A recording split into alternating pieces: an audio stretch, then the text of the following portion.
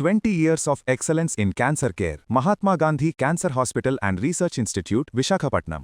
ఆంధ్రప్రదేశ్లో వివిధ సంస్థలకి సంబంధించినటువంటి నిర్మాణ ప్రక్రియ ప్రధానంగా రాజధానిలో వేగం పుంజుకుంటుంది. వాటితో పాటు స్టేట్ ప్రామిస్ చేసినటువంటి అంటే ప్రభుత్వం ప్రామిస్ చేసినటువంటి భారీ సంస్థలకి అంకురార్పణలు కూడా వేగంగా నిర్వహించే ప్రక్రియ మొదలైంది. స్టేట్ సెంట్రల్ లైబ్రరీ దీనికి సంబంధించి భూమి పూజ కార్యక్రమం జూలైలో చేసేందుకు విద్యాశాఖ అధికారులు ప్రణాళికలను సిద్ధం చేశారు. ఇది దేశంలోనే అతిపెద్ద లైబ్రరీగా, అతిపెద్ద ప్రెమిసెస్గా డిజైన్ చేయాలని చెప్పని ఏపీ సర్కార్ భావించింది. ఇందులో భాగంగానే దాదాపు 150 కోట్ల ప్రణాళికని ఆవిష్కరించింది. ఇది దీనికి సపోర్ట్ చేయడం కోసం శోభా రియాలిటీ ఇది ఒక విధంగా ఏంటంటే ఇన్ఫ్రాస్ట్రక్చర్ డెవలప్మెంట్ కంపెనీకి సంబంధించినటువంటి సంస్థ. ఎక్కువ మిడిల్ ఈస్ట్లో, గల్ఫ్ దేశాల్లో పెద్ద ఎత్తున వెంచర్స్ నిర్వహించింది. ఆ సంస్థ 100 కోట్ల రూపాయల డొనేషన్స్ కూడా ఇచ్చింది, విరాళాలు కూడా ఇది నిర్మాణానికి ఇచ్చింది. ఒకసారి మనం చూస్తే world class knowledge hub for Andhra Pradesh. Amaravati state central library is envisaged the world class knowledge hub in Andhra Pradesh new capital setting up a benchmark for learning, research and innovation. ఇది 2 లక్షల చదరపు అడుగుల వైశాల్యంలో నిర్మించబోతున్నటువంటి ప్రణాళిక. ఇది ఒరిజినల్ డిజైనే. ఈ డిజైన్ని అప్రూవ్ చేసింది రాష్ట్ర ప్రభుత్వం.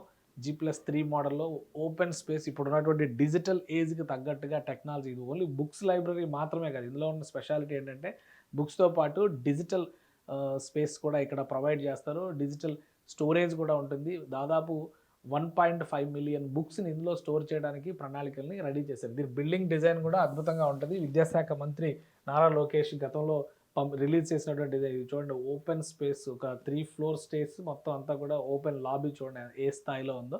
సో ఒక highly advanced systems, advanced research and reading లైబ్రరీగా దీన్ని ఉపయోగించేటువంటి అవకాశం ఉంటుంది. దీనికోసం ప్రణాళికలను రెడీ చేశారనమాట. ఇది actual design, outside design. యాక్చువల్గా దీనికి కొన్ని ప్రతిపాదనలు కూడా వచ్చినాయి. లోపల ఇంటీరియర్ వర్క్స్ ఈ విధంగా ఉంటాయి. చిన్న ఆడిటోరియంస్, అలానే సభా వేదికలు నిర్వహించడానికి అనుకూలమైనటువంటి ప్రదేశాలు ఇక్కడ చూశారు కదా, ఈ ప్లేసెస్ అటువంటివి కూడా ఇందులో డిజైన్ చేస్తున్నారు. 24 మంత్స్లో అంటే జూలైలో కనుక భూమి పూజ కార్యక్రమం జరిగితే 2028 జూలై ఎండింగ్ లేదా ఆగస్టు నాటికి ప్రారంభోత్సవం చేసే దిశగా ఒక సమగ్ర ప్రణాళికతో వెళ్తున్నారు. అమరావతిలో అందరికీ అనువైనటువంటి ప్లేస్లో దీన్ని ఎంపిక చేశారు. ఉండవల్లికి అతి సమీపంలో ఉంటుంది ఈ లొకేషన్ అని చెప్పారు. సో భూమి పూజ కార్యక్రమానికి సంబంధించినటువంటి గ్రౌండ్ వర్క్స్ అన్నీ ఆల్రెడీ టేకప్ చేశారు. దానికంటే ముందర దీనికి నిధుల కొరత లేదు, డిజైన్స్ ఫైనలైజ్ చేశారు.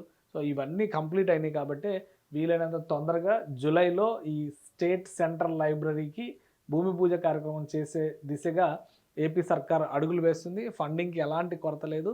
కన్స్ట్రక్షన్ బాధ్యతలు కూడా శోభా రియాలిటీ సంస్థ తీసుకున్న ఆశ్చర్యపోవాల్సినటువంటి అవసరం లేదు. కాకపోతే ఈ పనులన్నిటినీ కూడా చాలా జాగ్రత్తగా డిజైన్ చేశారు కాబట్టి 24 నెలల్లో కంప్లీట్ చేసి కంపల్సరీగా ఇక్కడ నుంచి ఒక ఇంటర్నేషనల్ స్టాండర్డ్స్ ఉన్నటువంటి డిజిటల్ లైబ్రరీతో పాటు తెలుగు సంస్కృతి, చరిత్ర, ఆంధ్రప్రదేశ్ హిస్టరీకి సంబంధించినటువంటి బుక్స్ పెద్ద ఎత్తున సమీకరించి దాదాపుగా 15 లక్షల పుస్తకాలను ఇక్కడ పెట్టేటువంటి ప్రయత్నం చేయబోతోంది ఏపీ సర్కార్.